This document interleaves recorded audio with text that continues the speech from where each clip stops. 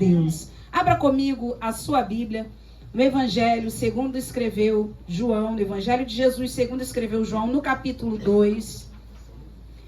Encerramos a sequência de Neemias, a reconstrução dos muros. E o Senhor me deu uma direção para que nós começássemos a falar uma nova sequência acerca dos milagres de Jesus. Amém? E o primeiro milagre que nós vamos falar hoje, o nosso tema está aí no monitor, é a água transformada em vinho. Isso aqui é a água mesmo que o Paulo trouxe, né, Paulo? É água. Mas você crê que esta água pode ser transformada em vinho, porque o nosso Deus é especialista em mudar a origem das coisas, porque Ele é o Criador. Aleluia! Glória a Deus! Então, o primeiro milagre que iremos falar um pouquinho é a água transformada em vinho, e esse milagre se encontra em João capítulo 2, do versículo 1 ao 5. Vamos ler a palavra do Senhor. 3 dias depois, houve um casamento em Caná da Galileia, achando-se ali a mãe de Jesus. Preste atenção nesse detalhe aí do finalzinho do versículo 1. Achando-se ali a mãe de Jesus. Jesus também foi convidado com seus discípulos para o casamento. Tendo acabado o vinho, a mãe de Jesus lhe disse: eles não têm mais vinho. Mas Jesus lhe disse: mulher, que tenho eu contigo? Ainda não é chegada a minha hora. Então ela falou aos serventes: fazei tudo o que ele vos disser. Somente até o versículo 5. Depois nós vamos continuar lendo o texto. Vamos orar. Pai, em nome de Jesus, louvamos o teu nome nesta noite mais uma vez e pedimos neste momento que tu venhas falando conosco através da tua palavra. Em nome de Jesus, Senhor, aumenta a fé do nosso coração, renova as nossas forças, cura enfermidades, liberta os oprimidos. Senhor, vem trazendo vitória às nossas casas, às nossas famílias, porque essa noite é uma noite de milagres, Pai, para cada um de nós. Em nome de Jesus. Amém e amém. Amém. Queridos, você não precisa abrir, mas a Bíblia fala também em João, no capítulo 21, versículo 25. João encerra esse evangelho dizendo: ainda há muitas coisas que Jesus fez. Se todas elas fossem escritas num livro, creio eu que nem no mundo inteiro caberiam os livros que seriam escritos.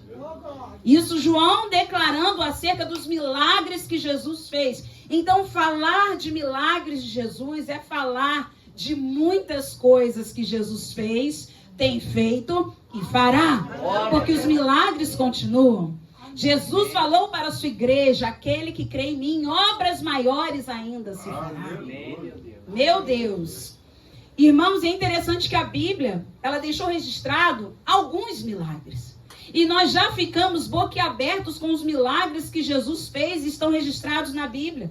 Mas são muitos e muitos milagres. Para você chegar aqui nessa noite, você tem noção de quantos milagres o Senhor te entregou? Você tem noção que essa semana o Senhor te deu livramentos? Você tem noção que durante esta semana o Senhor te guardou, te protegeu, e você vai para casa e vai continuar vivendo milagres, e amanhã você vai viver mais um milagre? Amém, meu Deus. Aleluia! Glória a Deus! Os milagres revelam o poder de Deus na vida daquele que crê em Jesus Cristo. Por que Jesus faz milagres? Porque os milagres revelam o poder de Deus nas nossas vidas. Aleluia! Os milagres aumentam a nossa fé. E tem um detalhe que você vai perceber nesse texto. Os milagres fazem com que mais pessoas cheguem ao reino dos céus. Existem milagres que acontecem nas nossas vidas que não apenas nós somos beneficiados, mas pessoas que não conhecem Jesus através dos milagres que Deus faz em nossas vidas, elas se interessam por Jesus. Porque já fizeram muitas coisas para receber milagres, muitos sacrifícios. E na quarta-feira, no estudo bíblico, estávamos falando sobre isso, irmãos. Como a rainha Esther reagiu diante de um decreto. Era um decreto, não era uma possibilidade. Talvez você esteja aqui nessa noite, como este casal, esta família, que perdeu todo o vinho, acabou todo o vinho, finalizou todo o vinho. É um decreto. Esther estava vivendo um decreto, a morte dos judeus, de todos os judeus em Suzã. E como Esther reagiu, irmãos? O que Esther precisou fazer? Não precisou subir escadaria, não precisou acender milhões de velas, não precisou ficar se martirizando. Esther orou e jejuou. Aleluia. E a oração e o jejum de Esther e de todo o povo judeu não fez o decreto mudar, mas fez com que o rei autorizasse os judeus a resistirem. E no momento em que Deus te autoriza a resistir, é porque Ele já entregou os inimigos em tuas mãos. Aleluia! A Bíblia diz que os judeus, naquele tempo, mataram, exterminaram, olha para mim, todos os seus inimigos. E sabe como é que lá em Suzã olhavam para os judeus e faziam? Povo fraco. Cuspiam no chão quando passavam um judeu. Mostravam um total desprezo pelos judeus. Mas no dia do decreto, os judeus prevaleceram. Porque o Senhor estava com eles. Aleluia! Então, voltando para o texto, em João capítulo 1, apenas João escreve esse milagre, relata esse milagre, que a Bíblia diz que foi o primeiro milagre que Jesus realizou, com o qual Jesus deu início ao seu ministério de sinais e maravilhas. Porque, irmãos, pensam, os judeus esperavam um Messias rico. Os judeus esperavam um Messias que iria libertá-los do Império Romano. Os judeus esperavam um Messias que viesse de uma família muito boa. E chega Jesus, filho de carpinteiro, aprende a ser carpinteiro, porque Jesus ficou 30 anos vivendo como um homem comum, aprendeu o ofício de carpinteiro, e 3 anos o seu ministério. Olha só como Jesus dedicou tempo à sua profissão, dedicou tempo à sua família, dedicou tempo, mas não apenas isso, não fazendo da profissão e da família um ídolo, mas conhecendo as Escrituras, porque com 12 anos ele já ensinava os doutores nas sinagogas. E quando chegou o momento, Jesus estava pronto para dar início aos sinais. Por quê? Porque ele dizia que era o Messias. Para você ter ideia, nesse tempo aqui, irmãos, das bodas de Caná, Jesus não tinha ainda 12 discípulos. Quando a Bíblia fala que os seus discípulos estavam com ele, Jesus tinha ali aproximadamente, no máximo, 4 discípulos com ele. Porque os milagres ainda não tinham acontecido. E milagre atrai multidão, atrai ou não atrai? Se colocássemos ali na porta uma placa hoje, culto de domingo, milagres vão acontecer. Venha porque você receberá uma chave. Venha porque, irmãos, isso é atrativo aos olhos humanos.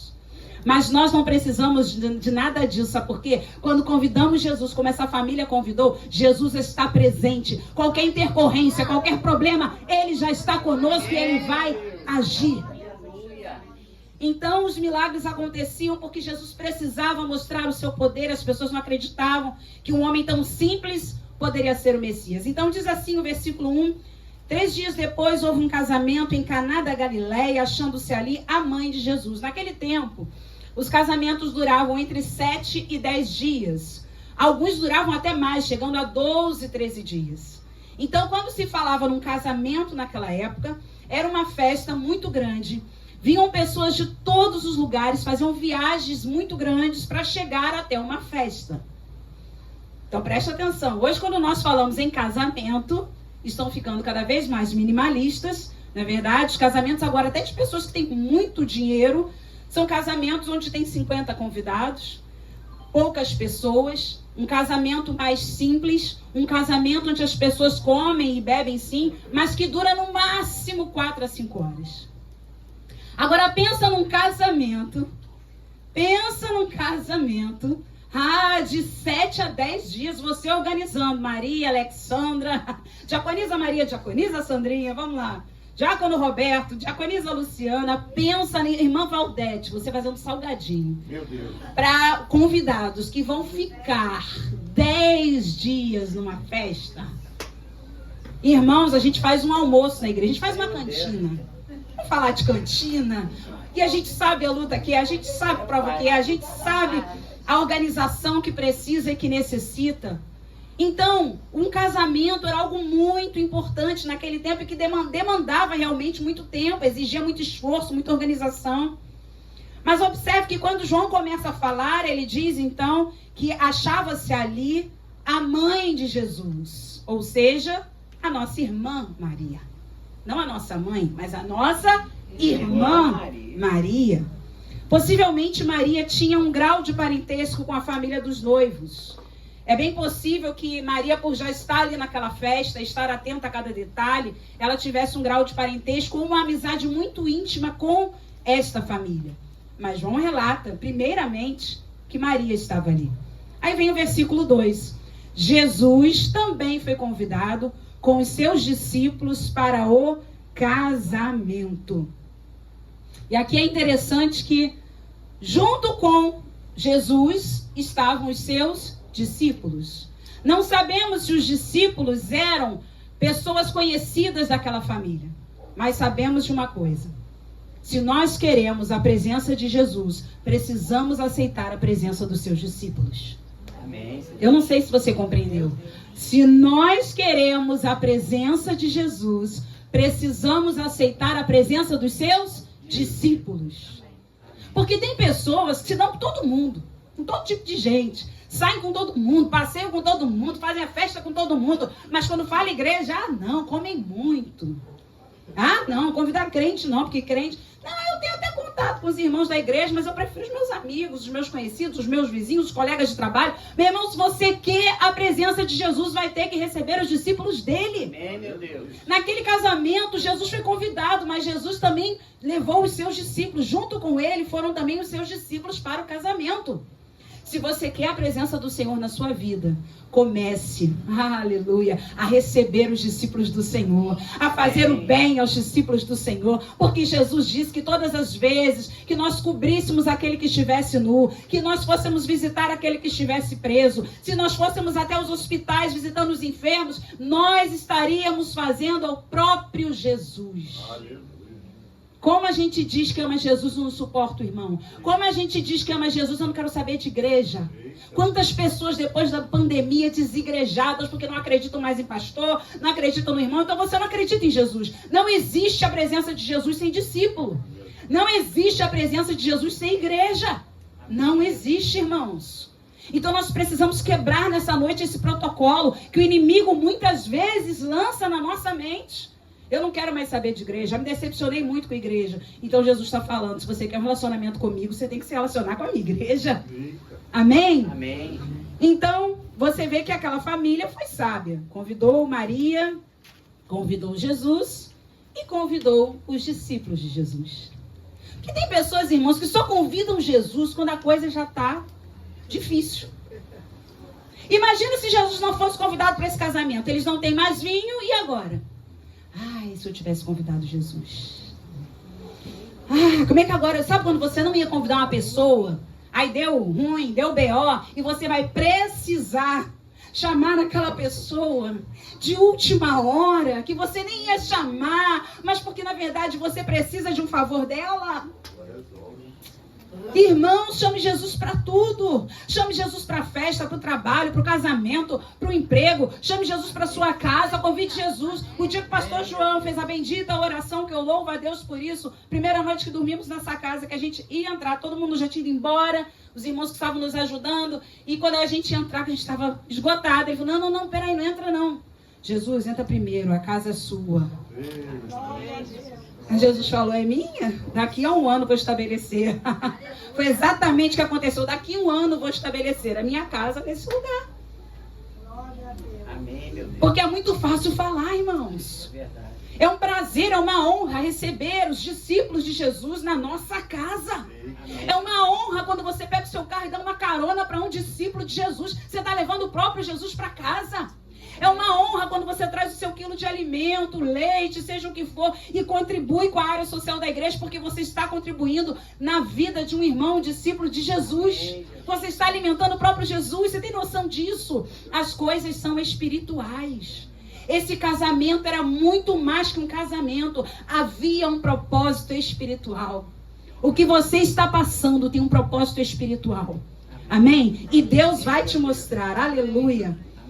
E aí no versículo 3, após nós percebermos bem que todo este casamento já estava com os seus convidados, o versículo 3 diz assim: tendo acabado o vinho, a mãe de Jesus lhe disse, eles não têm mais vinho.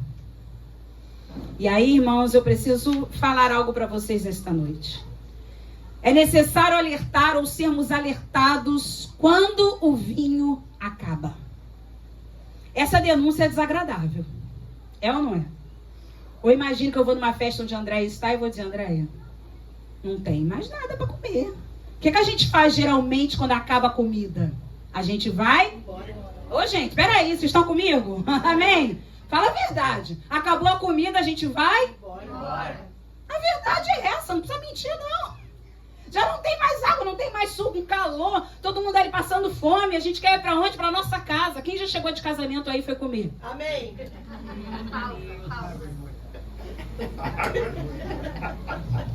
Já fiz até janta depois de casamento, irmãos. Arrumada com roupa de linda que eu tava, mas enfim. Porque passar fome em casamento, irmãos, é uma coisa braba. Porque você se organiza para aquele dia. Você compra o presente dos noivos, você se arruma. Se você for madrinha ou padrinho, então você se arruma, você investe no cabeleireiro, você investe no seu aluguel de roupa, de sapato. Vai até o local, de carro, de Uber, há um investimento para aquele momento. Há uma expectativa para aquele momento. Então, se você chega naquela festa e o vinho acaba, a comida, vinho aqui, preste atenção, naquele tempo a coisa era tão séria que se o vinho acabasse, o vinho era o principal componente de uma festa de casamento. Se o vinho acabasse, a família da noiva poderia ser processada pela família do noivo. Se eles não comessem e bebessem dignamente, com fartura, a família da noiva era processada. Vocês têm noção do que aconteceu aqui? Vocês têm noção que Jesus livrou aquela família de um processo? Vocês têm noção que Jesus estava ali realizando muitos e muitos e muitos milagres? Amém, meu Deus. Então, quando você vê que a coisa acabou, como eu dei o exemplo aqui da Andréia, eu não vou ser desagradável. Eu não vou chegar para ela e falar, Andréia, acabou. Porque a pessoa vai falar, o quê? O que eu posso fazer? Eu me organizei, mas beberam além do que eu tinha me organizado, ou comeram além do que eu tinha me organizado, ou eu não comprei o suficiente. Então, geralmente, alertar que o vinho acabou é uma denúncia desagradável, constrangedora, mas é necessária. A gente ama receber elogios. Ô, Paty, como você tocou bem hoje, minha filha? Tá dirigindo tão maravilhosamente bem. Ah, gente, a Mônica na recepção é uma coisa linda, né? Sempre educada, sempre chique. Mas ninguém gosta de ouvir denúncias. Cuidado, o teu vinho tá acabando. Cuidado, o teu vinho já acabou. Ninguém gosta de ouvir e ninguém gosta de falar. Porque estamos vivendo um momento, um tempo onde essa geração... Irmãos, eu tô ficando impressionada. Até os cachorros agora estão numa geração Nutella. Já perceberam isso? Na capelania, quarta-feira, uma irmã que faz trabalho com a gente, a cachorrinha dela, que é sem raça definida, SRD, vocês sabem, sem raça definida. Ela já gastou tanto dinheiro com a cachorra dela não come as coisas que ela compra, a cachorra dela tem que ir para médico toda hora. Aí a irmã falou, mas na minha época os vira-latas, eles... Eu falei, pois é, mas agora até os cachorros mudaram. Como é que pode? Vira-lata comia coisa de rua, nunca passava mal. Agora? Meu filho, se você for adotar um vira-latinha... É refluxo, exatamente. É alergia à ração. Até essa geração tá assim, até os animais mudaram. Eu digo pra vocês, tem coisa espiritual isso, sabe por quê? Lembra na época de Nínive? Quando Jonas foi enviado para pregar a Nínive o arrependimento, eles colocaram até os animais para jejuar. Eu vou fazer isso qualquer dia desses. Ah, é que eu não tenho coragem, né? Mas você imagina você colocar até os animais para jejuar. Porque o inimigo, irmãos, quando ele age, ele começa a agir em tudo. Ele começa a agir dentro de tudo que você tem, tudo que você possui. Nínive estava no alvo do inimigo, mas o Senhor queria trazer remissão àquela cidade. Então, todos jejuaram, até os animais. Aí você vem comigo e entende uma coisa. Essa geração, tudo que você fala é ofensa. Nessa geração, até dentro dessa igreja, se você pregar a Bíblia, é ofensa. Nas escolas, se as crianças são corrigidas pelos seus professores, é ofensa. Antigamente, a gente chegava da escola com medo do pai ou da mãe saber o que nós fizemos com a professora. Agora, é uma geração que chega da escola, faz uma denúncia acerca dos professores para os pais, e os pais vão em cima dos professores querendo saber o que fizeram com o filho ou com a filha dele. Então, é uma geração que está ficando super protegida. Uma geração que acha que tudo é resolvido de acordo com o que eles pensam e acham e eles determinam. Então, nos dias de hoje, denunciar pecado é correr risco de vida. Mas nós não vamos nos calar. Porque João Batista também precisou denunciar o pecado de Herodes. E por isso ele perdeu a cabeça. Porém, eu prefiro perder a cabeça e falar as verdades que Jesus tem nos ensinado do que amaciar o ego das pessoas. Amém. Maria tomou uma atitude sábia. Eles não têm mais vinho. Que constrangimento. Jesus, eles não têm mais vinho. E é uma coisa que a gente não gosta de falar, mas também não gosta de ouvir. Quem recebe alegremente essa palavra? Estou percebendo que não é de hoje, que você anda um pouco desanimado, cansado, quase não vem mais à igreja. Estou percebendo que você já tem um tempo, não está mais orando, você mesmo tem falado, não faz mais devocional. Ninguém gosta de ouvir. Mas quando uma pessoa é sábia, irmãos, eu estou lendo Provérbios, eu e o pastor João. Hoje o texto falava isso. Repreende um sábio, ele será mais sábio. Agora, repreende uma pessoa nécia, ele se voltará contra você. Eu falei, meu Deus, é verdade. Então é preciso alertar, ou sermos alertados. Quando o vinho acaba, irmãos, é muito bom ouvir elogio, eu falei aqui ainda agora. Mas é bom também quando alguém chega para nós e fala, olha, cuidado com isso aqui. Olha, vigia, claro, irmãos, com sabedoria, que tem gente que parece que ele é o dono da verdade, ou ela é a dona da verdade, todo mundo é pecador. Com sabedoria e graça, mas fale. Olha, o Senhor tem me mostrado acerca da sua vida, ore mais, dedique-se mais ao Senhor, cuidado com o que você fala acerca do seu esposo ou da sua esposa, cuidado com seus filhos. Receba com alegria alguém que te alerta, sabe por quê? Lembra que eu falei que Maria, possivelmente, era parente ou amiga muito próxima daquela família? Só alguém que te ama vai te alertar quando o teu vinho estiver acabando.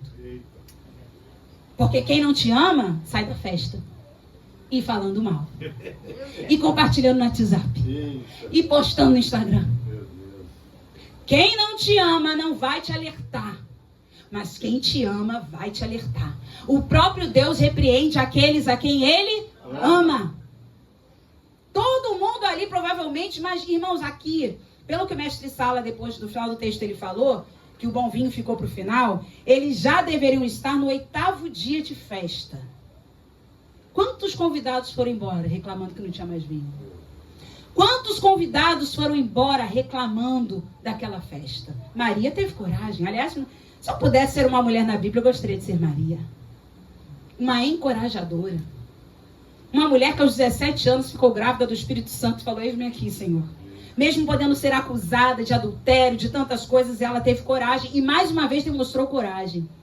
Em avisar que o vinho tinha acabado. Eu quero dizer para você que é desconfortável falar e ouvir isso. Mas preste atenção numa coisa. Todo desconforto nos leva a um lugar melhor.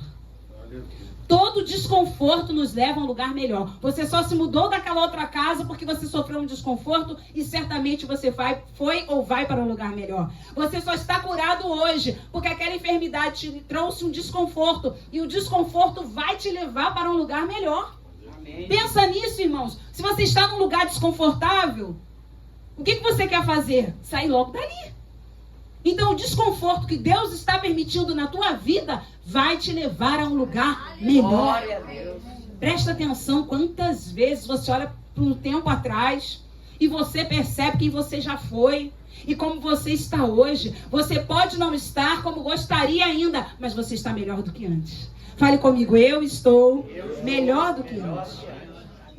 E aí no versículo 4, a Bíblia diz assim: mas Jesus lhe disse, mulher, que tenho eu contigo? Ainda não é chegada a minha hora. Não se assuste em Jesus chamar Maria de mulher, porque a nossa Bíblia ela foi traduzida da língua inglesa para o português. Mas no original, essa palavra aqui significa senhora. Senhora. Mudou, não mudou? Parece que Jesus foi áspero, né? Com a mãe dele. Mulher. Não é esse mulher que falou, gente, não, que eu não gosto. Mas enfim, não é esse mulher, não. É um senhora. Senhora. Em algumas traduções diz assim, por que tanta preocupação? Mudou ou não mudou? Ah, aleluia.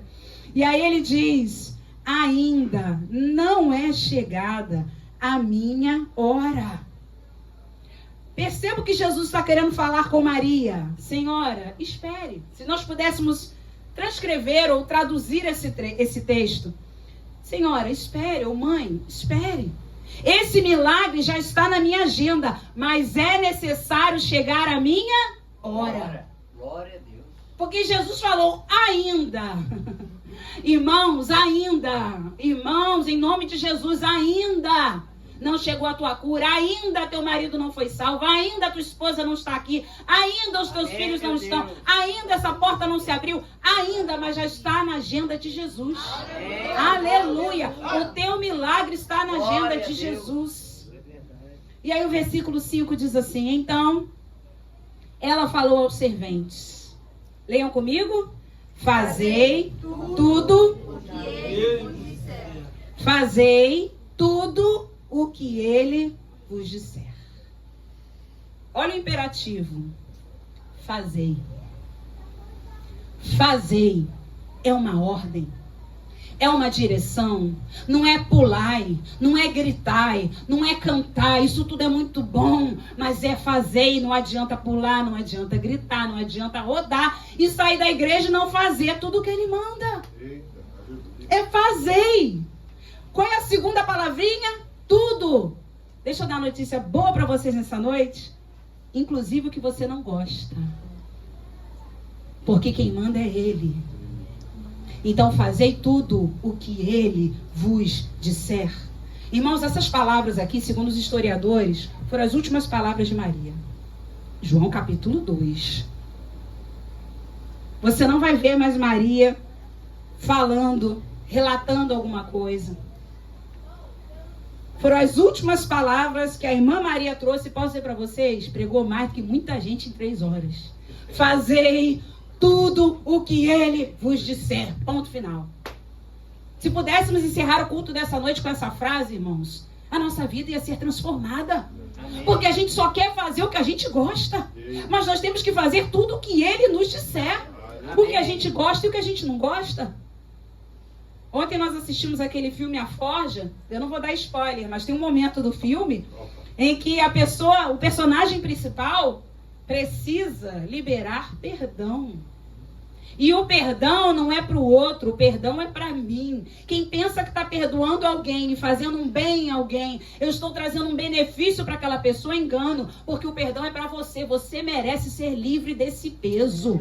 Perdoar é mandamento, não é opção. Perdoar é escolha. Então fazei tudo o que ele vos disser. E a gente fica assim, mas isso aqui eu não faço. Deus sabe que eu ainda não consigo. Isso que não consegue o quê, irmãos? Tudo posso naquele que me fortalece. Disse Paulo, depois de ser picado até por víbora. Víbora já te picou? Eu não vou beber água, acharam que eu ia, né? Já foi picado por víbora? Mas o veneno não te matou, que você está aqui hoje. O veneno, como o apóstolo Paulo, não vai te matar. Aleluia. A víbora que está picando você, eu quero te dizer nessa noite, em nome de Jesus, esse veneno não vai te matar. Aleluia. Amém? Porque Deus ainda tem um propósito na sua vida. Mas é necessário fazer tudo o que Ele nos diz. É necessário cumprir tudo, irmãos, o que a gente não quer também. Faz parte. Dizimar, ofertar, louvar, fazer devocional, vida de crente, é isso. E vou falar para vocês, é uma das mais fáceis que tem, tá? Se você for pesquisar algumas religiões, só aqui no Brasil, não vou nem falar de China, não vou nem falar de Índia, vamos falar do Brasil. Você vai ver o que é necessário as pessoas fazerem para agradar os seus deuses. Tudo que Deus nos pede não é benefício para Ele, é benefício para nós. Um tempo com Ele, leitura da palavra, cantar louvores ao Senhor, estar na congregação dos justos. Meu Deus, irmãos, descobriram já agora, de que a Bíblia já fala há tanto tempo, né? Que o jejum é um benefício para a saúde. Olha quando Esther jejuou lá, há mais ou menos 400 e poucos anos antes de Cristo. Eu falei isso quarta-feira. Ou seja, nossa irmã Esther viveu há mais ou menos 2.500 anos atrás. E ela já aprendia, ela já sabia o que era jejuar. Mas hoje ninguém quer jejuar. Ainda fala assim, o senhor sabe por quê? Ah, o senhor me entende. Ah, senhor, a minha doença. Que sua doença, irmãos, em nome de Jesus. Você está curado pela fé. Mas a doença não é você. Ou melhor, você não é a doença. Não é a minha... como é que as pessoas falam? A minha diabetes. A minha pressão alta é uma coisa, uma possessão da enfermidade, né? Isso é cultural. A gente aprende isso com vovó, na verdade, com a bisa. Lembra? As vovós e bisavós. Não, porque a minha é diabetes. Não, porque o meu, aquele negócio que dá no pé, meu joanete. As pessoas têm uma coisa com joanete, né? Que é uma proteção. O meu joanete. A minha artrose.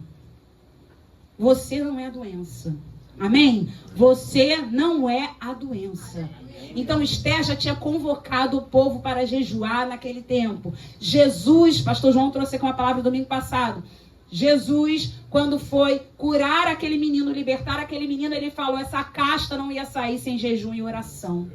Quem não tem vida de jejum e oração, irmãos, só fica protelando milagre. Aí entra o que Maria, a irmã Maria nos ensinou. Fazei tudo o que ele vos disser. Para de dar desculpa.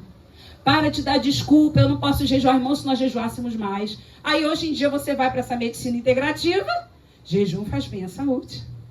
Ficar sem comer por horas produz isso, produz aquilo, produz aquilo. Até um tempo atrás a pessoa morria se jejuar, segundo eles, né? Vai atacar o estômago, vai acontecer isso. Agora, eles já falam no jejum intermitente e os principais profissionais de saúde são super a favor do jejum. Traz saúde, traz vida. Jesus nunca vai te pedir alguma coisa que produza morte. Jesus nunca vai te pedir alguma coisa que produza morte. Fala comigo, eu preciso fazer tudo o que ele me disser. Até o que eu não gosto. Fala aí. Fala de novo, até o que eu não gosto. Aleluia. Sabe por quê, irmãos? Enquanto não chegou a hora dele fazer o milagre, está na minha hora de preparar o cenário para o milagre, fazendo tudo o que ele mandar. Enquanto não chegou a hora dele, fala comigo, chegou a minha hora. Não, vocês não entenderam. Todo mundo bocejando. Jesus, vamos lá. Vocês estão cansados desse calor, né? Mas tudo bem, irmãos. Vamos voltar aqui. Enquanto não chegou a hora dele, fala comigo. Chegou a minha hora. Chegou a minha hora. Agora sim. O sono vai embora, em nome de Jesus. Todo cansaço vai embora, em nome de Jesus. Chegou a sua hora, irmãos. Tem gente que só deixa para fazer o curso depois que foi contratado no emprego. Tem gente que só deixa para ficar belamente depois que o varão já está vindo à igreja. Já até viu outra. Meu Deus do céu, vai se preparando para o milagre. Ah, mas eu não tenho ninguém. Você tem Jesus. Eu amo essas mulheres lindas, maravilhosas, que andam arrumadas e perfumadas para Jesus. Porque a hora que o milagre chega, já está tudo preparado da sua parte.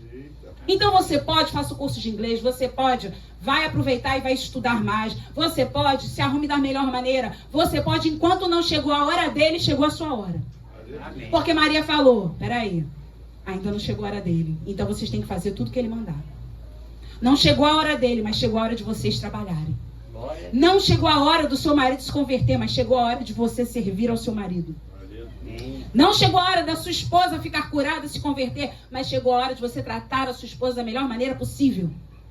Vocês percebem isso? Porque a nossa parte precisa ser feita. Vocês percebem que Maria incentivou os serventes a fazerem o que o Senhor estava mandando para que o milagre acontecesse?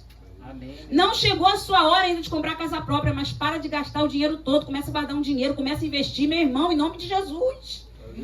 A igreja é conhecimento também. O povo de Deus é o povo mais inteligente dessa terra, diz a Bíblia lá em Deuteronômio. Ah, eu quero tanto ter um carro, mas enquanto isso é um McDonald's de 2 em 2 dias. Como é que você vai ter um carro? Não é verdade? Ai, meu sonho fazer um curso. Mas eu gasto com Spotify, eu gasto com Netflix, Disney Plus, eu gasto Amazon. Então como é que você vai fazer o curso? O que é prioridade na sua vida? O que você precisa para viver? Dá para tirar isso? Irmãos, é só você começar a questionar teu pensamento. Eu vivo sem Amazon? Vivo. Irmãos, a gente vivia sem celular. A começar. Eu vivo sem Netflix? Vivo. Eu vivo sem Spotify? Vivo. Se você começar a colocar na lista, agora você não vive sem a presença dele. Agora você não vive sem vida de obediência. Você não vive, irmão. Você não vive. Você não vive. Então, se você tem sonhos e ainda não chegou o milagre, ainda, porque já está na agenda dele, ainda não chegou a hora dele agir, já chegou a hora de você agir, já faz tempo, já está até atrasado. Mas hoje o Senhor te trouxe aqui para você se animar, para você se levantar, para você sair desse marasmo, fazer uma atividade física. Eu quero ser curado desse joelho, eu quero ser curado dessa pressão. Vai dar uma caminhada, irmãos. Não chegou a hora dele fazer o milagre, mas chegou a tua hora. Amém. A hora de você fazer tudo o que ele manda. E aí o versículo 6 diz assim, versículo 6, estavam ali 6 talhas de pedra, que os judeus usavam para as purificações, e cada uma levava 2 ou 3 metretas. E aqui é muito interessante, porque o número 6 na Bíblia, e literalmente de Gênesis a Apocalipse, é número de homem. Lá em Gênesis, você não precisa ir, mas no capítulo 1, versículo 27 e 31, a Bíblia diz que Deus fez o homem no 6º dia. Gênesis. Quando chega em Apocalipse, lá no capítulo 3, no versículo 18, a Bíblia diz que o anticristo vai usar o número 666. Não é o número do diabo, o número de homem, diz Apocalipse. Número de homem. Então, de Gênesis a Apocalipse, o número 6 simboliza o número do homem. A parte que o homem precisa fazer, aquilo que cabe ao homem. Então, quando você lê que estavam ali 6 talhas ou vasos de pedra, não é por acaso, irmãos. Porque nada do que Jesus faz é por acaso. Você não encontra alguém na rua por acaso. Alguém não passa um zap errado para você por acaso. Sempre tem um propósito. Aquelas 6 talhas de pedra que os judeus usavam para as purificações apontam para a parte humana. Apontam para aquilo que nós precisamos fazer, porque vou voltar a dizer, o seu milagre está na agenda de Jesus, é só questão de tempo. E aquelas talhas ou esses vasos, cada um deles comportava aproximadamente entre 80 e 120 litros. Por quê? Dependia muito. Essas talhas de pedra, esses vasos de pedra, eles eram escavados para serem feitos. Então alguns, quando se permitiam, preste atenção, quem é vaso vai se ligar, alguns que se permitiam ser mais escavados, cabiam mais líquido. Eita. Cabiam mais água. Olha aí. Porém, aqueles que eram mais resistentes, lembra que o profeta Isaías falou? Tirarei o coração de pedra e vos darei um coração de carne. Quanto mais aquela talha, aquele vaso era cavado, mais água ele cabia. Quanto menos ele se permitia ser cavado por ser muito resistente, menos água cabia. E quem é vaso já entendeu. Que quando você permite o trabalhar de Deus, você vai suportar, você vai permitir na tua vida um maior volume de água, que é a palavra, que é a presença do Senhor. Mas, irmãos, ser trabalhado pelo Senhor dói. Ser trabalhado pelo Senhor é difícil, mas no final não é só você que vai beber da água, não. Vão ser muitas pessoas, você vai ser fonte de água viva. E essas talhas usadas para as purificações, como é que funcionava? Você chegava então no casamento, talvez, vamos dizer, pastor Luiz e Patrícia, 3 dias de viagem para chegar lá. Patrícia, o irmão Carlos, 1 dia de viagem, cada um via de um lugar. Então alguns chegavam e lavavam só os pés, que era comum. Mas outros acabavam passando um pouquinho do ponto, lavava a mão, lavava o rosto. Eu já vi uma pessoa lavar dentadura numa pia assim, de restaurante, que eu fiquei, eu, João. Eu falei, eu não tô vendo isso, misericórdia. Lá em Vassouras. Nunca me esqueci, nunca mais entrei ali, irmãos. Tinha uma piazinha assim para as pessoas lavarem a mão. E a senhora tava lá, tirou a dentadura, lavou. Vocês imaginam eu, né? Falei, misericórdia, o que seria isso, gente? A história é assim. Então tinha umas pessoas que acabavam lavando além do que devia. Não lavava só os pés empoeirados, lavava a mão, lavava o rosto, passava no cabelo. E vocês percebem? A água foi acabando. Sabe por que o vinho às vezes precisa acabar na nossa vida? Para a gente entender que os nossos vasos estão vazios. Porque a água foi acabando e ninguém foi percebendo. Porque Jesus falou, enchei essas talhas. A talha não era para purificação, então tinha que estar cheia. Elas precisavam estar cheias. Então as talhas estavam vazias. Irmãos, tem várias coisas aqui nessa festa que a gente pode denunciar. Por que estavam vazias? Era exatamente para limpeza, para purificação. Por que as nossas vidas estão com tão pouca água, irmãos? Por que as pessoas contam um problema para nós e a gente não sabe se chora? Se pensa, qual especialista que eu vou mandar ela aí? Mas a gente não tem fé para começar a orar, para clamar, para pedir ao Senhor para fazer um milagre. É verdade. A Dona Clara está de novo nesse filme. Quem viu o Quarto de Guerra lembra da Dona Clara, né? Aquela personagem maravilhosa. Ela está de novo nesse filme. E a participação dela é exatamente na oração. Na oração. A gente despreza demais a oração, irmãos. A gente pensa como vai ajudar as pessoas de forma humana, mas a gente precisa aprender a orar mais. As nossas talhas, os nossos vasos têm que estar cheios. Amém. E aí, então, cada vaso levava de 2 a 3 metretas, dependendo, como eu falei, do nível onde o vaso foi trabalhado para caber mais água. Versículo 7. Jesus lhes disse: enchei de água as talhas. E eles as encheram até a metade. Totalmente. E eles as encheram só um cadinho. Pois é, porque a gente é assim, né? Deixa esvaziar, esvaziar, esvaziar. Quando a coisa aperta, você não conseguia vir no culto de quarta-feira, você consegue vir a todos. Você não conseguia vir um domingo do mês. Você não falta mais domingo. Consagração para você nem pensar, acordar no sábado às 8, às 9, para estar aqui às 10. Mas agora que a coisa apertou e o vaso esvaziou, eu estou em todas as consagrações. Valente de Davi, não posso ver um mendigo na rua, eu sinto uma dor, meu irmão. A coisa tá difícil, a pessoa vai para Valente de Davi. É mentira o que eu tô falando, irmãos? Não é. Porque a gente é assim, esvaziou o vaso, deixa esvaziar demais, depois enche, como Jesus falou, eles encheram totalmente, não deixaram nenhum espacinho vazio. Só que a nossa vida precisa estar assim constantemente. Os nossos vasos precisam estar cheios totalmente, porque se tem água no teu vaso, não vai ter vergonha. Se tem água no teu vaso, vai ter aqui naquele momento vinho, então água sendo transformada em vinho. Mas antes do vinho tem que ter água. Fala comigo, antes do vinho, você que está em casa também, tem que ter água. Todo mundo quer o vinho, mas ninguém quer água. A água é a palavra de Deus, é a presença de Deus. Mas o vinho é a festa, o vinho é a alegria. É por isso que Deus permite o vinho acabar em nossas vidas. Irmãos, algumas coisas que nós perdemos, pensa aí. Pensa em coisas que vocês perderam. Te levaram para um lugar melhor. Você está mais cheio. Aleluia. Não é verdade? Você está mais sensível à voz do Senhor. Você está mais prudente. Você está mais prudente. Irmãos, preste atenção. Tudo tem um propósito em nossas vidas. A parte humana feita completamente antecede o milagre do Senhor. Porque a limitação humana é exatamente o momento onde Jesus fala: eles não podem mais, agora sou eu. Então, quando você faz tudo o que você tem que fazer, chegou a hora do milagre. Já procurou todos os médicos, especialistas. Está fazendo a sua parte, alimentação, medicação, exercício físico. Agora é a hora dele fazer. Vocês não estão entendendo.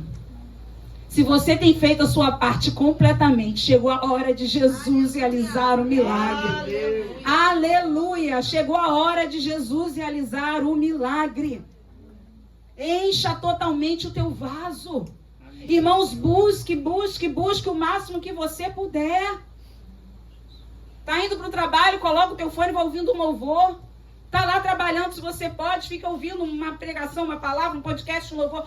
Entrou no carro, voltando do trabalho, liga a tua rádio, louvores ao Senhor. Não é tempo da gente perder tempo, a coisa está muito difícil, irmãos.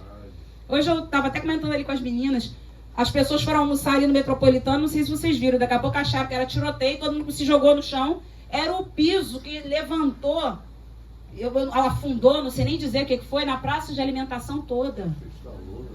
Foi um barulho que parecia tiroteio. Eu falei, gente, o que está acontecendo? É o fim dos tempos. Uma construção tão... Mas João falou, o terreno ali deve ter trabalhado. Nova, uma construção nova, exatamente. A gente nunca sabe quando a coisa vai acontecer. Você acha que está dentro de um shopping, você está seguro. Graças a Deus não aconteceu nada, mas tinham idosos no chão. Se jogaram no chão achando que era tiroteio. A gente nunca sabe, preste atenção, quando a vergonha vai chegar. A gente nunca sabe quando o nosso vinho vai acabar. Mas se você convidou Jesus, você não vai passar vergonha. Não vai ter vergonha, vai ter honra. Não vai ter vergonha, vai ter honra. Versículo 8, aleluia. Versículo 8 diz assim: então lhes determinou: tirai agora e levai ao mestre-sala. Eles o fizeram. Irmãos, nas ordens de Jesus não tem negociação. Você não pode tentar negociar o que Jesus já determinou. Jesus lhes determinou: tirai agora e levai ao mestre-sala. Quem era o mestre-sala? Era o cerimonialista daquela época. a pessoa responsável pelo casamento. É aquela pessoa que sabe mais do casamento do que os noivos. Alguém que sabe tudo que vai acontecer no casamento do início ao fim. Alguém que estava no controle humano daqueles 7 dias. Era o cerimonialista. E eu quero dizer para vocês nessa noite, perceba, quando Jesus fala, tirai agora e levai ao mestre-sala. Eu quero te dizer que Jesus não tem medo dos especialistas. Jesus não tem medo dos especialistas. Porque quando ele fizer um milagre na sua vida, pode levar para os especialistas comprovarem o milagre. Aleluia. Aleluia. Você pode levantar a sua mão e dizer aleluia. Jesus, fala comigo. Jesus não tem medo dos especialistas. Ele sabe o que faz. Ele sabe como faz. Irmãos, você vê Jesus provando vinho? Se fosse eu e você, deixa eu só ver se realmente isso virou vinho. Dá uma prova de vinho antes de você levar o mestre-sala para não passar vergonha. Irmãos, a gente é muito humano. Só para eu ter segurança de que é realmente vinho. Primeiro milagre. Não esqueça que Jesus era 100% homem e 100% Deus. Imagina o primeiro milagre que ele fez e chegarem lá, ué, Fanta uva. Já pensou?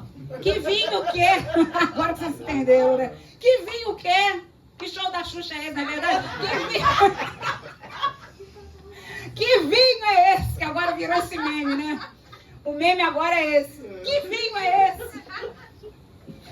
Ai, gente, a menina hoje em dia é cristã, né? A garota que fez a história do que show da Xuxa é esse. Irmãos, preste atenção. Se chegar lá e não é vinho, ou se a qualidade fosse ruim, ou se fosse pouco vinho, mas Jesus, ele está tranquilo quanto que ele faz. Era o primeiro milagre dele, ele sabia que quem fez foi o Pai através dele. Amém, meu Deus. Eu quero dizer para você que as lutas que você passa, os problemas que você passa, vão trazer para você um vinho muito melhor do que o que você achava que tinha. Aleluia! Você achava que tinha saúde. Essa enfermidade vai te levar a um nível de saúde muito melhor do que o que você tinha antes. É assim que Deus faz. Você achava que teu casamento era bom. Quando Jesus te trouxer o bom vinho, você vai ficar melhor do que na lua de mel. Oh, meu Deus. Segura aí, Fernanda e Alan, para o dia 21, né? 19, não lembrei agora. 19. Segura aí para os casais. O vinho vai ser melhor. Você achava que estava num bom emprego. Aí chega a demissão. Jesus te leva para um lugar muito melhor, porque o bom vinho é sempre melhor. Você achava que na sua casa estava tudo perfeito. Jesus te gera um desconforto. Lembra que eu falei que os desconfortos vão nos levar para lugares melhores? Essa casa só foi comprada porque tivemos um desconforto no aluguel. Eita. Não é verdade? Olha como é que Deus faz. E na hora você não entende. Você quer se jogar no chão e dizer, meu Deus, mas que isso, Senhor? Quem nunca fez isso, que atira a primeira pedra. Meu Deus, eu não estou entendendo nada, Jesus. E a gente começa a lembrar Jesus como se ele não soubesse tudo que a gente faz. Eu te sirvo por amor. Igual o fariseu, né? Eu jejuo, eu oro. Jejum 3 vezes por semana, dou o dízimo de tudo quanto ganho. Não é assim que a gente vive. Como pode a gente começar a querer lembrar Jesus de coisas que ele sabe? Mas é a nossa parte humana. Começando a lembrar, Senhor, não é possível. Todo desconforto vai te levar para um lugar melhor. Amém. Simone, o Senhor manda te dizer desde o início desse culto, para você esperar. Não se apavore, espere. Porque esse desconforto está levando vocês para um lugar melhor. Aleluia. E é assim que Deus faz, tá, irmãos? É assim que Deus faz. Se você está na presença dele, chega a notícia de um exame, esse desconforto vai me levar para um lugar melhor. Quantas pessoas começaram, tipo eu, a fazer atividade física porque tiveram um problema de saúde? Não é verdade? Tiveram que tomar um susto, tipo eu, para poder começar a sair. Né? Quando eu tive problema de coluna lá em 2010, eu comecei a me mexer. A gente vai precisar passar por alguns desconfortos para chegar onde Jesus quer que a gente chegue. Moriá só nasceu porque passamos por um desconforto. Irmãos, pensem em quanto desconforto já aconteceu, que você chorou. Meu Deus do céu, você achou que ia acabar a sua vida e está você aqui hoje. Glória. Aleluia. Está você aqui hoje. Não é verdade, irmãos? É só pensar um pouquinho. Os desconfortos são chatos. A gente culpa as pessoas. Isso é culpa do fulano. Não é culpa de ninguém. Deus está usando essa situação para mudar a tua vida, para mudar a tua história, para mudar o teu caminho. Se os desconfortos não viessem sobre a minha vida, irmãos, eu estava até hoje na mesma vida. Se os desconfortos não viessem sobre a tua vida, vocês estavam até hoje na mesma vida. Deus é maravilhoso, aleluia, Ele sabe o que faz. Por isso eu volto a dizer que Jesus não tem medo de especialistas. Versículos 9 e 10, a Bíblia diz assim: tendo o mestre-sala provado a água transformada em vinho, não sabendo de onde viera, se bem que o sabiam os serventes que haviam tirado a água, chamou o noivo. Imagina, mandou chamar o noivo.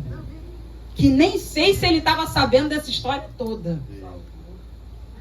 E ele não chama a noiva. Lembra que eu falei para vocês que a família da noiva era quem organizava? Se a família do noivo não fosse bem tratada, ela poderia ser processada. Então, quando ele bebe, imagina, irmãos, eu fico imaginando o coração, porque ele prova e fala assim: chama o noivo. Já foi chamado por alguém que você fica assim, misericórdia. A primeira pergunta é: o que eu fiz? Mandou me chamar. E por que a gente nunca pensa, vai me dar um aumento? Ai, vai me elogiar. Ah, vai me dar um presente. Vai contar um testemunho. Não. A gente pensa no pior.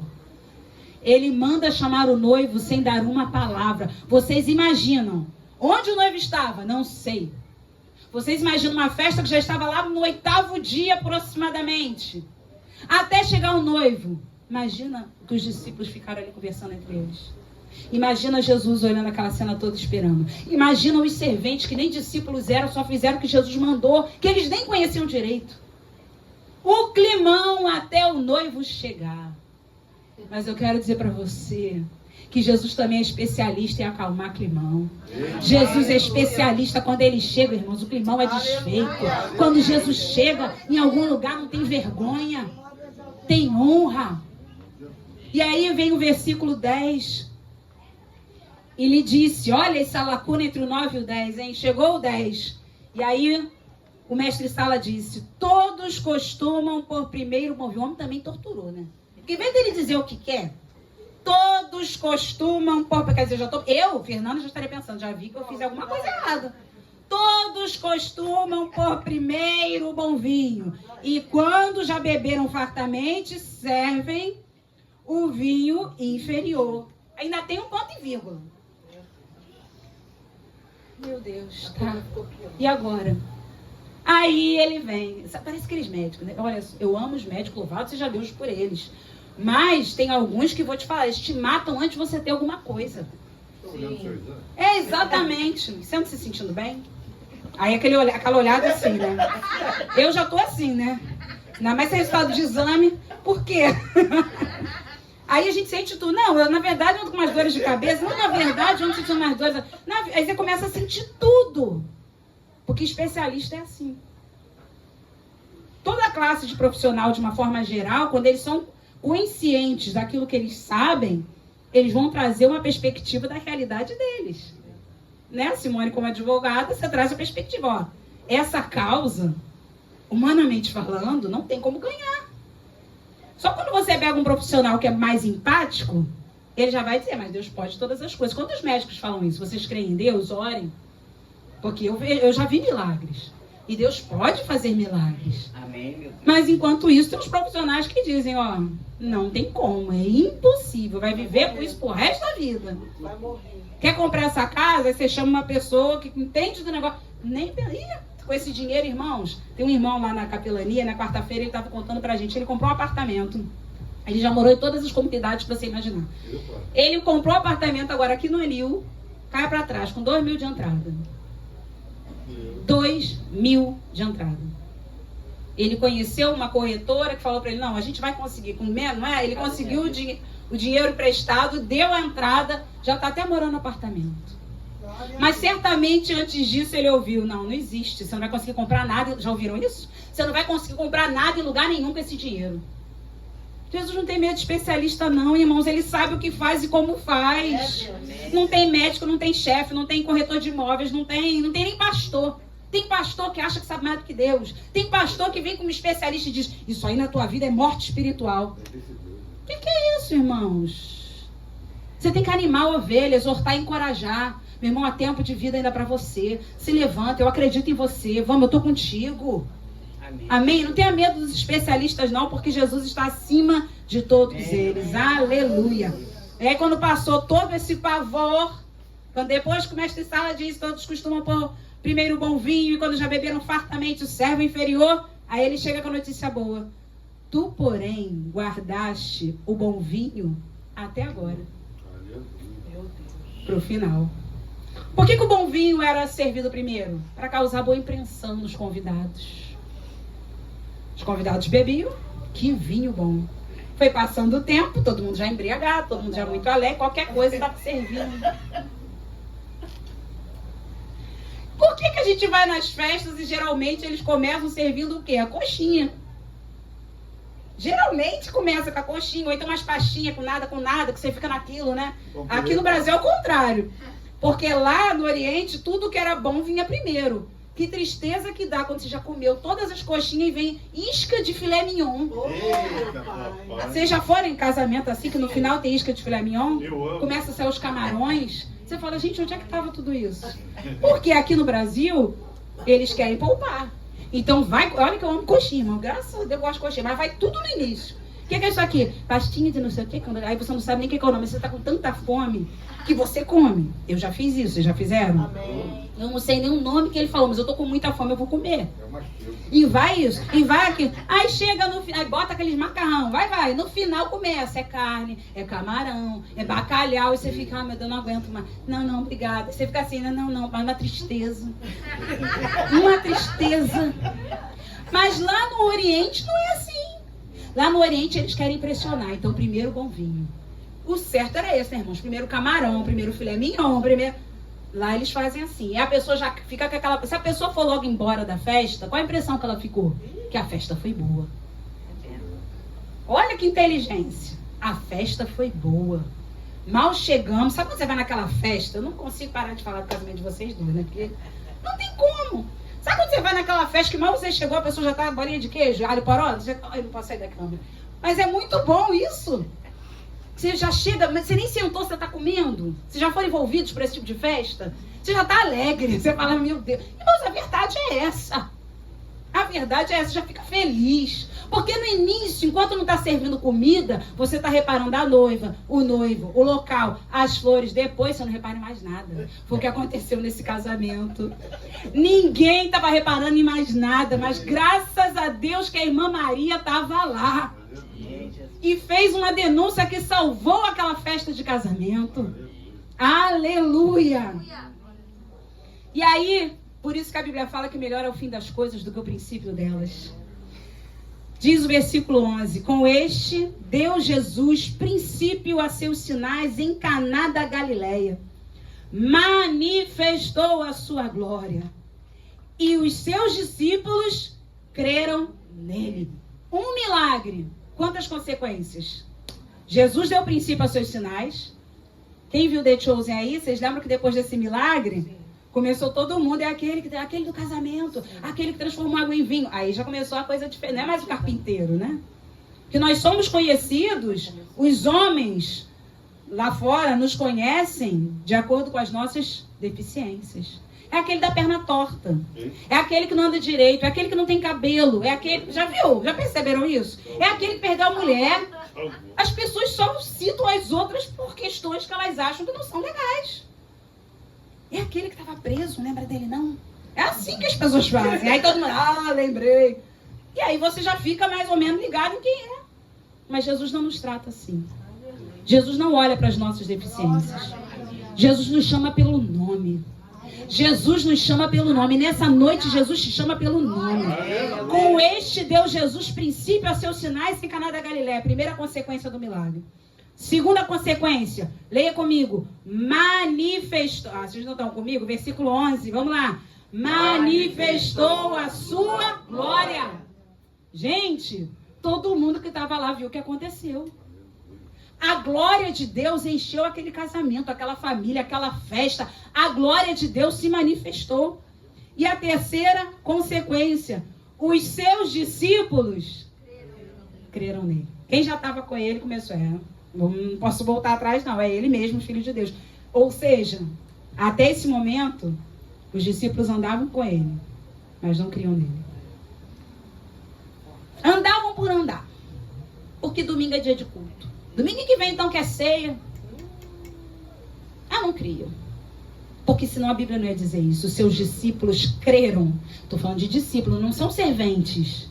Se fossem os serventes, tudo bem. Mas os seus discípulos creram nele. Eles já estavam andando com Jesus, mas não acreditavam verdadeiramente que ele podia fazer milagres. Às vezes, não faz assim com a cabeça, incrédulos, estamos assim. Às vezes a gente fala muito assim. Às vezes, a gente vem para a igreja, tá? Mas enfim, quando dá um negócio ruim, a gente começa, misericórdia. Meu Deus, como é que não aconteceu esse milagre até agora? Porque somos discípulos que às vezes não estamos crendo nele. Irmãos, tem que ter confiança. E é um exercício. Confiança é exercício. Você confia hoje, você confia amanhã, você confia no dia bom, você confia no dia mal. Em nome de Jesus. Através do milagre que Jesus vai fazer na sua vida, muitos vão crer nele. Aleluia. Aleluia. Perceba que o bom vinho... Pastora, o que era o bom vinho naquele tempo? Era o vinho que passava pelo processo e não azedava. Quem veio quarta-feira eu dei spoiler e falei sobre isso. É quem suporta o processo sem azedar. E eu falei aqui, irmãos, vamos largar a mão desse azedume no meio cristão. Dessa ira de Instagram. Dessa raiva de postagem. Misericórdia, irmãos. Na tua Bíblia está dizendo assim, a igreja vai ser conhecida pela acidez? Não. A igreja vai ser conhecida, irmã? Pelo amor. O bom vinho não azeda. Quem é bom vinho suporta todos os processos sem azedar. O bom vinho naquele tempo, mesmo passando por todos os processos de fermentação, preste atenção, não perdia a doçura, nem o sabor. É por isso que os irmãos e as irmãs da Assembleia de Deus Alto Moriá, e você que está aí conosco, estão na luta, estão na prova, mas estão como? Olha lá, Fernanda, ó. Cabelo lindo, blusa branca, saia preta, maravilhosa. Ninguém sabe os B.O.s que estão aqui dentro. Estou dando um exemplo, tá, meu amigo? Não é verdade, irmão Murilo? Ninguém sabe. Ninguém sabe o que está se passando dentro de você ou as lutas que você carrega. Porque o bom vinho não azeda. Eu posso estar com problema, mas eu não vou azedar em cima do meu irmão. Eu quero continuar sendo doce, tendo sabor. Irmãos, eu fui para o hospital fazer visita na época que minha perna doía dia e noite. E eu chegava lá dizendo, Jesus curava, minha perna doendo. Jesus curava, Jesus libertava, Jesus tratava. Porque a minha dor não pode fazer eu azedar em cima das pessoas. A minha dor não pode fazer com que eu perca a doçura, que eu perca a essência. O processo não vai me azedar. Fala comigo, o processo não vai me azedar. Aleluia. Aleluia. Versículo 12 para a gente encerrar. Tem um detalhe aí no versículo 12. Muito interessante. Preste atenção. Depois disto, desceu quem? Ele, Jesus, para Cafarnaum, com sua mãe, seus irmãos e seus discípulos. Porém, eu falei para vocês prestarem atenção no início da mensagem, que no versículo 1 de João 2, a Bíblia diz que estava ali a mãe de Jesus. Quem estava no primeiro lugar no início da festa? A mãe de Jesus. No versículo 2, Jesus também foi convidado e seus discípulos. Depois que o milagre acontece, Jesus assumiu o seu lugar naquela vida, naquela família, naquela festa, naquele casamento. Porque agora não é mais a mãe de Jesus. Agora, depois disso, desceu ele, aleluia, para Cafarnaum com sua mãe, seus irmãos e seus discípulos. Todo o processo vai colocar Jesus no lugar que ele tem que estar na nossa vida. Porque no início da história era a mãe de Jesus. Quantas pessoas primeiro conheceram aqui a mãe de Jesus? E eu louvo a Deus pela vida da nossa irmã. Mas ela não é o próprio Deus. Ela falou, as últimas palavras de Maria na Bíblia, fazei tudo o que ele vos disser. É uma questão da gente pensar. Eu sei que o inimigo cega. Mas quando acaba tudo, agora Jesus desce na frente. Agora colocaram Jesus na frente como ele tem que estar. Agora Jesus assume o lugar que ele tem que assumir. Tem vezes que o vinho acaba para Jesus assumir lugares na nossa vida que eram da irmã Maria. É verdade. Às vezes a irmã Maria na nossa vida é o emprego, é a família, é o filho, é até a internet. Vamos ficar de pé porque hoje é noite de milagres, amém?